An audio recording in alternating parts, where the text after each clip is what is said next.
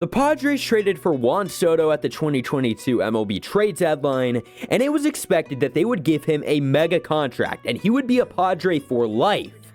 As 2022 played out, he definitely was not great for the Padres, and because of that, he wanted to bank on himself for a contract extension and have a great 2023. In 2023, he led the major leagues in walks. He had a .275 batting average, 35 home runs, and a .930 OPS. Soto was elite in 2023, just like he thought he would be. But for the Padres, this meant that they had a big decision to make. Do they extend Juan Soto for a hefty price, or do they trade him for prospects? They ultimately chose the route of trading Juan Soto. This is one of the biggest trades that we've seen in a long time, and this means so much for the Padres organization. First things first, remember when they traded for him in 2022? Well, they had to give up a haul to get him. They sent the Nationals a top prospect by the name of Mackenzie Gore. Gore showed flashes of being a top pitcher for the Nationals in 2023.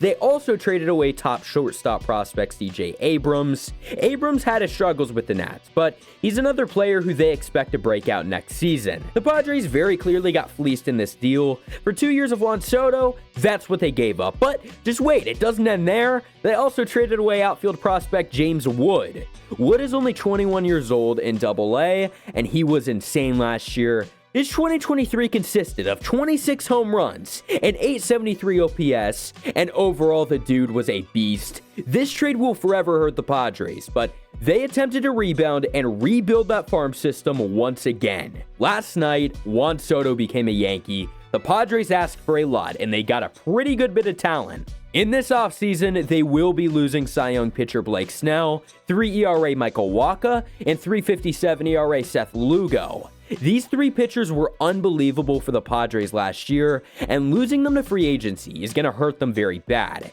But in this Juan Soto trade, the Padres attempted to completely replenish and rebuild their pitching staff for 2024 and beyond. They managed to get a starter who will, no doubt about it, be a king. His name is Michael King. Michael came out of the Yankees bullpen last year and he absolutely dominated.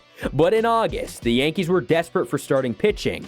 So they went ahead and said, all right, Michael, we're going to give you a shot here to be a starter, and he delivered. He had a .223 ERA, and I expect this guy to be big for the Padres. Because what you have to remember is that the Yankees just kind of threw him into a starting role. He will have a whole offseason to prepare as a starter, but there's only one problem. This trade was actually halted until last night because of King's injury history, but overall, the Padres have King until the end of 2025. He should be pretty good with him next year. The way I look at King is he replaces Seth Lugo, so it is a pretty good start, especially if he stays healthy. He may be considered an upgrade over even Michael Wacha.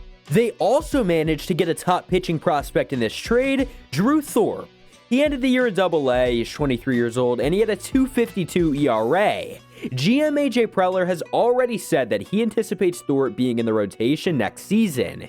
He led the minor leagues in strikeouts last season with 182 and 139 innings. He had the third best ERA among minor league pitchers to go along with that.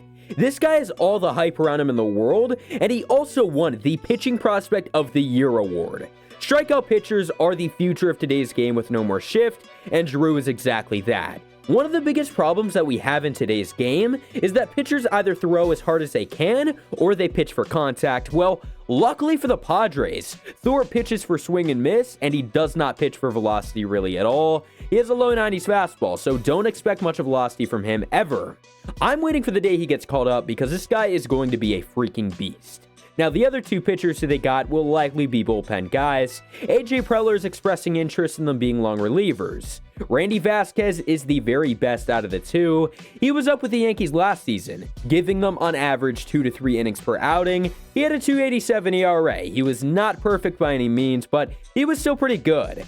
The other long reliever is a guy by the name of Johnny Brito. Brito's a pretty interesting player. He had a .428 ERA, and he had his big struggles. He got hit around sometimes, but he's also a big swing and miss type pitcher, and again, I would expect him to have a big role coming out of the bullpen and a multi-relief type sort of a thing. Those are the highlights of this trade. All of these pitchers have potential to be really, really good and are swing and miss players. I mean, that's what you want in today's league. If you want to win, you need a pitching staff that's able to win you games. The Padres now officially have exactly that. but they still have a lot more work to do, as they did trade away Trent Grisham in the Soto trade. What this means is that the Padres have freed up money. Their rotation is almost complete. I mean, right now they have Yu Darvish, Joe Musgrove, Michael King, Drew Thorpe, but here's the thing. Thorpe will not be up for about half the season, and they still need at least 2 starters. Multiple different middle-of-the-pack options are available for the Padres, and I think it's important that they take a look at them. I'm not going to try to predict what pitcher that they end up signing, but I would expect it to be a middle-tier type guy. Maybe it ends up being a Michael Lorenzen, or maybe it ends up being a Lucas Giolito. They're not going to be spending too big on a pitcher. Maybe we even see Seth Lugo with a reunion with the Padres. Could happen, but I guess we'll see with time. But with Juan Soto and Trent Grisham both being traded, they are desperate for another outfielder, because currently they have Fernando Tatis Jr., and that's just about it. They've expressed interest in adding a Korean star to their outfield. His name is Jung-Hoo Lee. Lee will be a superstar in Major League Baseball, and there is no telling me otherwise. He's been in the KBO since 2017 and has never hit below a .318 batting average. I understand that people don't value batting average anymore, but when it's that high, you have a hitting machine incoming. The Padres want him, but they absolutely have got to land him. The thing is with him is he does not have much pop in the bat really at all, and sometimes that is going to translate into a not great player. You just really got to hope that he ends up being really good, because the Padres need this guy to be good. Adding Lee can help you offensively in a lot of big ways, but you also need to hope that the other players perform well that are of course already on their team.